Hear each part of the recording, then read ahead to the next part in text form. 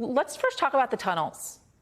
How was Israel not aware of the extent, the breadth? I knew that you knew they were there, but the massiveness of these tunnels and what they could hold and where they went, only 10 minutes from the border. How did you not know? We did know. Maybe we didn't have all the details, but we did know. And we've been going in and we've been finding all this stuff and showing it to the world. And the most important thing, I think, to understand is for years, Hamas was stealing from the people of Gaza, you know, the cement and the concrete and the iron that went into building these tunnels was supposed to be for the people of Gaza, to build housing, to build roads and so forth. And they stole this and other aid over years to investing millions that should have gone to the people of Gaza into their underground terror network. And that network we are now destroying. Ambassador, did Hamas use these tunnels during the attack on October 7th?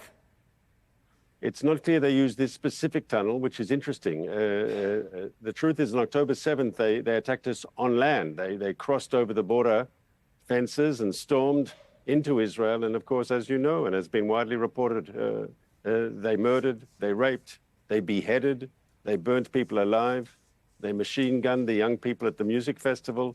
Terrible, terrible things. And we can never allow them to do that again. And that's the goal of our operation.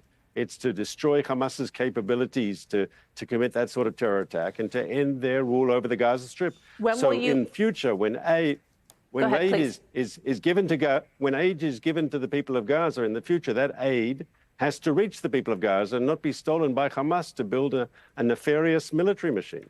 We're going to get into that in just a moment, Ambassador. I'm wondering when you're going to launch an investigation into the security breakdown as to what led to October 7th, allowing the Hamas militants and terrorists over the border into Israel.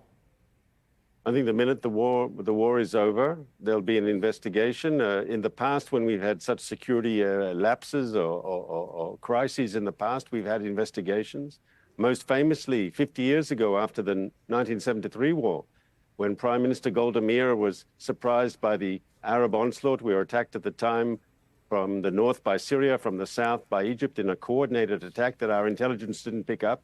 At the end of the war, we had a National Commission of Inquiry headed by a Chief Justice and former Chiefs of Staff of the Israeli military, and they called witnesses from the Prime Minister down. And of course, something similar will happen now, and lessons have to be learned, and everyone, from Prime Minister Netanyahu down, everyone of responsibility, we'll want to know what did they know, when did they know it, and on what information did they act or did they not act? Many Israelis are finding the Prime Minister responsible for not bringing their family members home, those that are still being held hostage. They stopped a speech that the Prime Minister was issuing or was giving just a couple of days ago. How receptive is he to the family members of the hostages that are still being held in Gaza and the efforts to get them home? Very much so. He's been meeting with the families of hostages and offering them support. You can only imagine what hell these people are going through. I mean, they've got loved ones who've been kidnapped now for more than 80 days in the Gaza Strip. They know what violence Hamas is capable of. We saw it on October 7th. We heard it from the first group of hostages who were released in November, the physical and psychological abuse that they suffered. So, of course, the families deserve our support. And we believe our strategy of applying military pressure on Hamas is the way to achieve the freedom of our hostages. Ultimately, Hamas isn't going to release people because they suddenly become humanitarians. On the contrary, we understand that they are brutal terrorists. But they will, as President Biden said, they will respond to pressure, and the Israeli Defense Forces are applying that pressure as we speak on Hamas's military machine. Bibi Netanyahu has essentially said many times he's going to go to the very end. You're going to fight to the very end until Hamas is eradicated. I imagine you mean the group. How, in fact, do you plan to address the ideology of Hamas?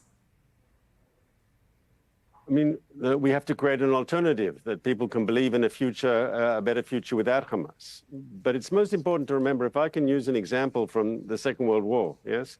The Nazi regime in Germany was destroyed. It doesn't mean there aren't Nazis. There are still Nazis in Germany today, but they just don't control the government or the army or the police. So that's the goal. Maybe you can't control what people think, but by removing Hamas from power, it won't have the capabilities to hurt other people with its crazy extremist ideology. I want to read for you a quote from Thomas Friedman, the New York Times, talking about what needs to happen next in this war. And I want you to weigh in on it, Ambassador, if you can. He says the best way to discredit and destroy Sinwar, which you well know is the leader of Hamas, is for Israel to leave Gaza and make him come out of his tunnel, face his people and the world, and own Gaza's rebuilding on his own. Is this something, the Prime Minister, that your government is open to? I'm afraid it's not that simple, because Hamas rules Gaza with an iron fist, and they're not going to allow the people there to vote in free elections. They're not going to allow a free expression of opinion.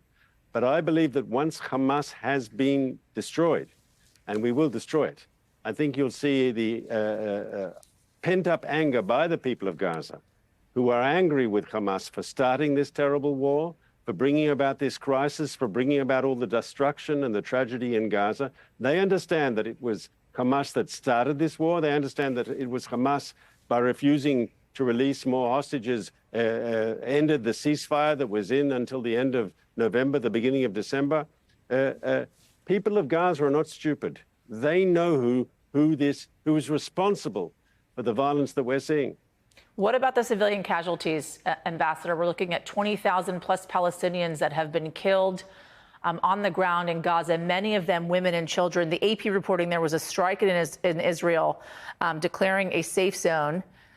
One woman was killed and at least 8 were wounded in response.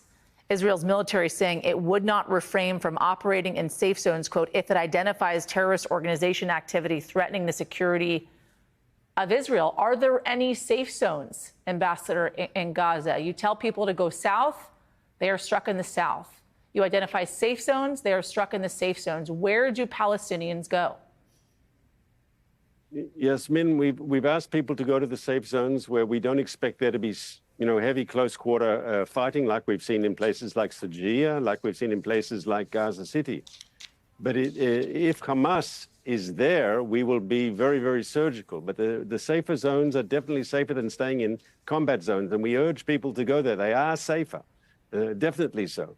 But if you ask me the larger question about civilian casualties, we don't want to see a single civilian casualty, not one.